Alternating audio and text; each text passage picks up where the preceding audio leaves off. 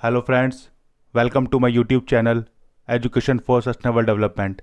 So in this series of PHP programming, today we will see one previous year question paper. So we will understand how we can solve this.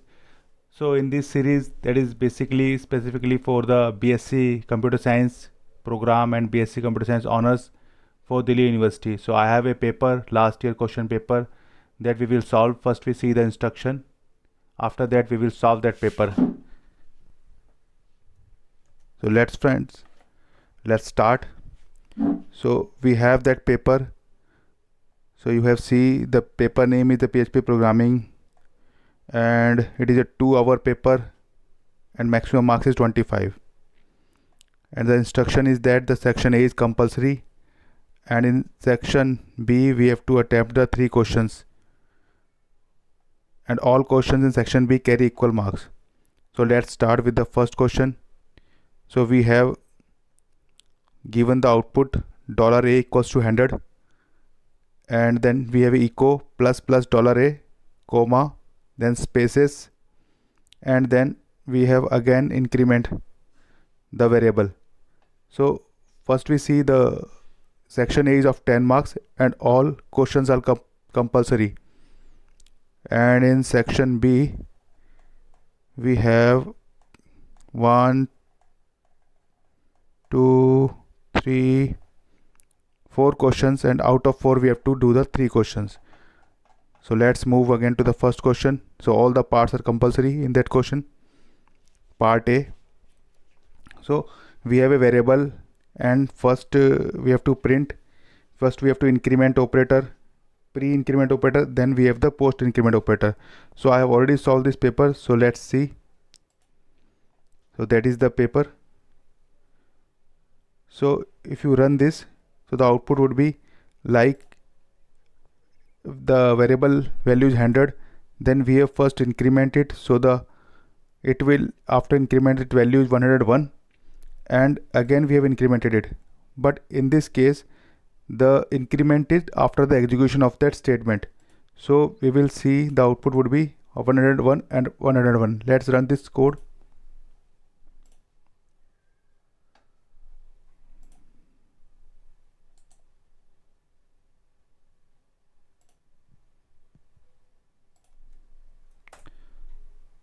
So if you see the question number first day, the output is 101 and 101. Let's move to the next section. So state whether the following statement is true or false. Function name in PHP is case sensitive. So we know that the variable name is case sensitive, function name is not case sensitive. So the output would be the false. Then what is the role of, we have that operator less than and greater than sign, and then given an example showing how it can be used as a ternary operator.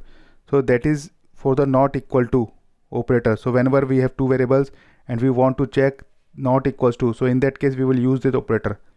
So let's see how we can do, and then we have to see how we can use in ternary operator. So that we have variable first and variable second, and the value is 120, and then we have used the not equal to operator, that the variable first and the variable second are not equal, and we have just dumped the value. So it means it dumping the value of that statement. So let's see the output. So the output is boolean false, because in this case both the values are same, so it instead of giving true it gives the false, because it is not equal operator.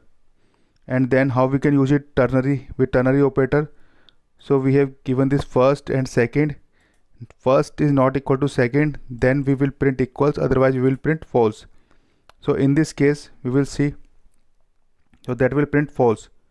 So you can write this example and you will get the full marks. And the part D, which of the two are the valid variables names and why? The first is valid variable because we have all the alphabets, so that is allowed in variable names, and we have also underscore, that is also allowed. But in this case we have a hyphen, so hyphen is not allowed in the variable names, so that is invalid. Let's move to part E. Find and correct the error in the following code. So we have that PHP string, so they don't know, print my string. So if you see, here is a apostrophe sign. So whenever the apostrophe sign comes in a string, that means either it is end of the string or we have to use the slash before the apostrophe. So that is the error. So in that case we have to write the slash before the apostrophe, so that the apostrophe is also print. So we will see. So here, like if we write this way, my string, so you see here the error. So we have to comment this, and we have to write this is the right answer. So that is the problem with the apostrophe, and we have used the slash here to correct this problem. So let's print this. So let's first save it again and then print it. So let's refresh it. So you see that we are able to print they don't know. Let's move to the next part. Describe the following function with the help of an example. So I have already created a video for implode and the explode function in string video. So you have checked the string video. So for implode and explode, check the video on string.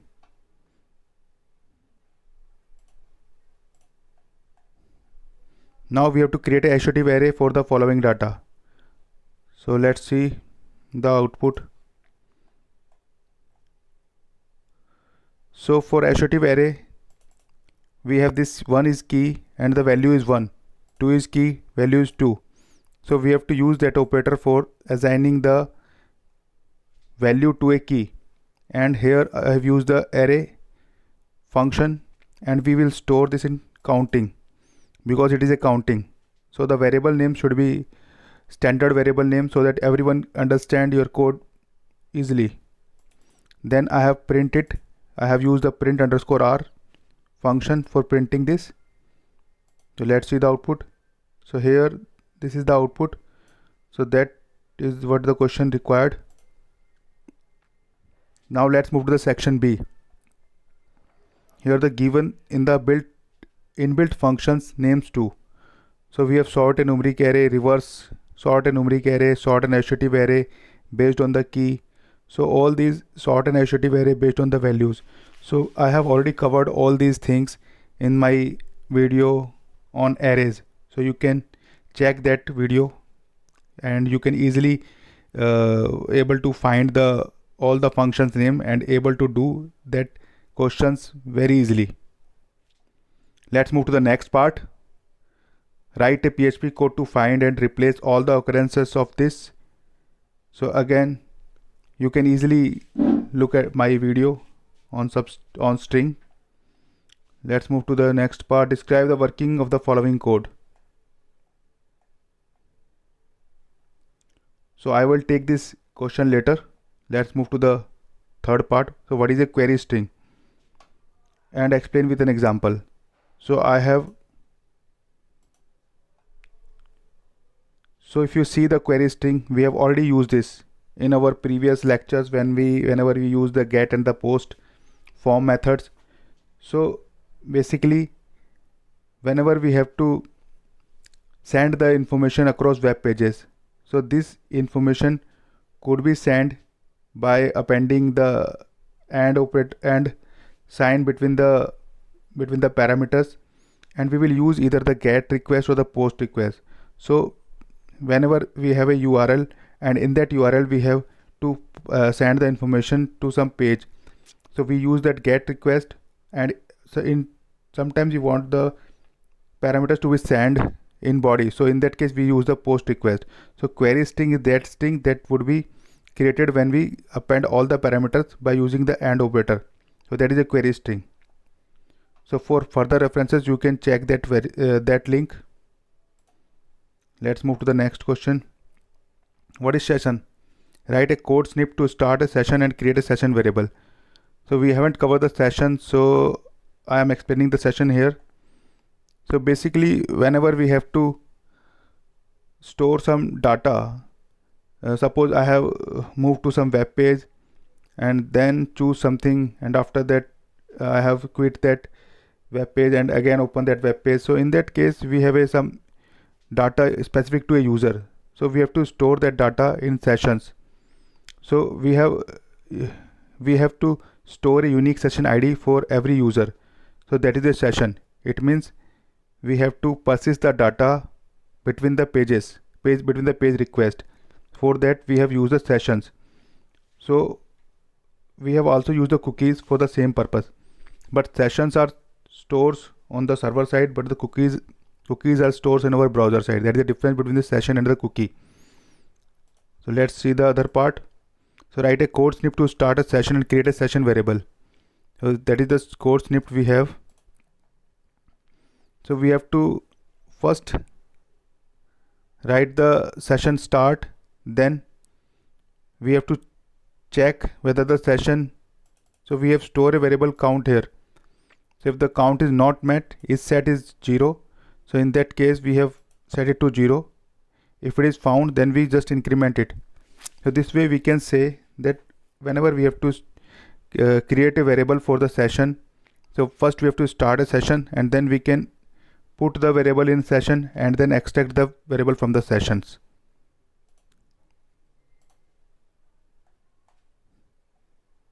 Give the syntax to pass and capture the variables between the PHP web page during navigations.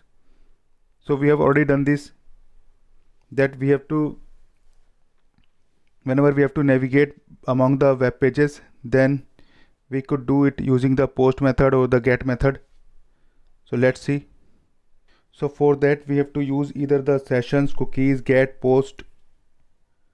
So I have already let you what is the difference between the session and the cookies. So let's see the code. So I have now two files. One is the home.php, another is the login.php.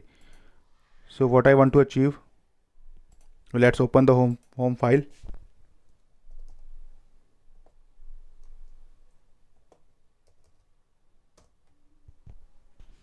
So that is the home file. So let's see its code. So here what I do, I have to just use the session variable. We have already seen the get and the post methods. Now I am using the session so that we can send the information from one page to another page using session.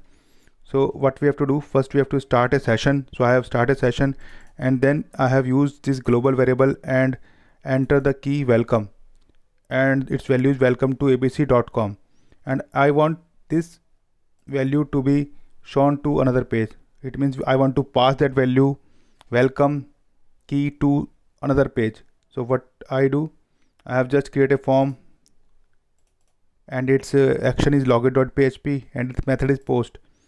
So it means we have bind this input type text with the name say in the post method, and also bind the welcome in the session variable. Then we have the submit. So as soon as we submit the button, the action will takes us to the login.php page. So here is the login.php page. So we have to again start the session, and then I have extract the first the say variable and then extract the welcome variable from the session. So it means the information that I have stored here, either using the post method or the session method, that will be passed onto the login page. So it means we have able to pass the information from one page to another page. So let's see how it works. So that is, I have first print the home page, then I have to say something. Suppose I say hello users, then I have press submit. So here the login page will display welcome to abc.com. You say hello users. So let's check. So what's the home page say? So that is, first it print the home page, that's fine. Then it says something, then we have entered here some value, and here we have passed that welcome to abc.com, and this will print here. You have see here we have stored in the welcome variable. So here you can see welcome to abc.com. So here that is printed here welcome to abc.com, you say hello. Welcome to abc.com, you say hello users. I hope this will be clear, everything. So now let's move to the second part, fourth B. Write a function in PHP which takes email address as an input and returns username and domain name in an associative array.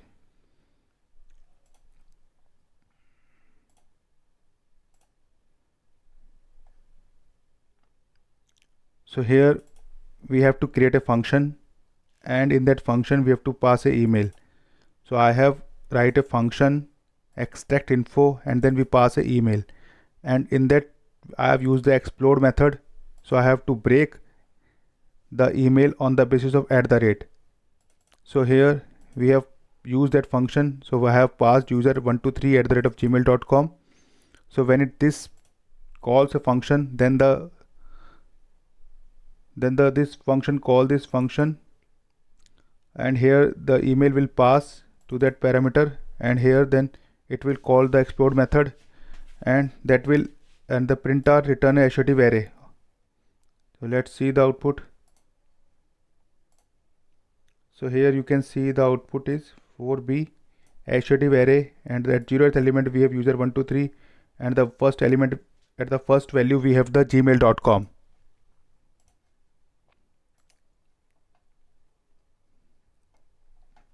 So that what they ask, write a function in PHP which takes email address as an input and returns username and domain name in an associative array. So when is the variable question number 5A, when is the variable $server PHP self used? Give an example. So if you saw my any video of the form submission or redirection, so you easily see that PHP self we have used for redirection to the self.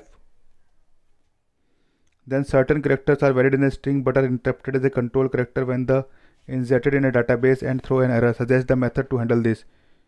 So I have already covered the add splashes method. So we have to, sometimes we have a special character like quotes, double quotes, and some other characters that whenever we have to store in database, that creates the problem.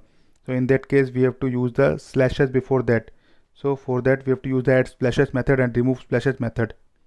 Whenever we add to the database, we use the add splashes, and whenever we have to extract from the database, we have to use the remove splashes method. So we have already covered this in our previous videos, so you can check these videos. And then what is the output? So here we have URL nachiket@example.com, and then we have echo ltrim string URL @ comma @. It means first the method string calls on URL and it will return a substring. So it will return a substring nachiket @, and then we have to use the ltrim. So it will return the substring @example.com. Then we have to use the ltrim and we have to trim the @. So it means it will trim the @ from the left. So the output would be example.com. So we will see this. So here nachiket @example.com. So we have print this first and then use this ltrim. So let's see the output. So here you can see the output would be example.com. Now the last question number 6. Localhost has a database named admin with the following employee table. So we have to create a first database. So you can create a database using the PHP MyAdmin, or you can use the connection APIs for the MySQL using the PHP, and then you have to create an employee table in the database named admin. So our database named is admin, and the employee and the table name is employee. Then we have to first write a PHP program to display this table in a web page. So we are assuming that we have already inserted the values in this employee table, and the columns are ID, name, and salary. So we have to just use the select star from table. So select star from employee query. So you can write just the select star from employee query by using the PHP and MySQL connection method that we have covered in our database videos. So you can easily print this by using that code.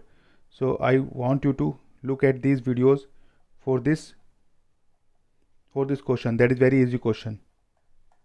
That is the end of this paper. So I hope you understand each and every question, and I have created around 10 videos on this PHP series, and I hope if you watch all these videos, you are able to easily complete this kind of papers. That is very easy. So for any doubt, you can comment. I will solve all your doubt. Thank you very much, friends. I hope you like this video. So kindly subscribe this channel for these kind of educational videos. Thank you very much.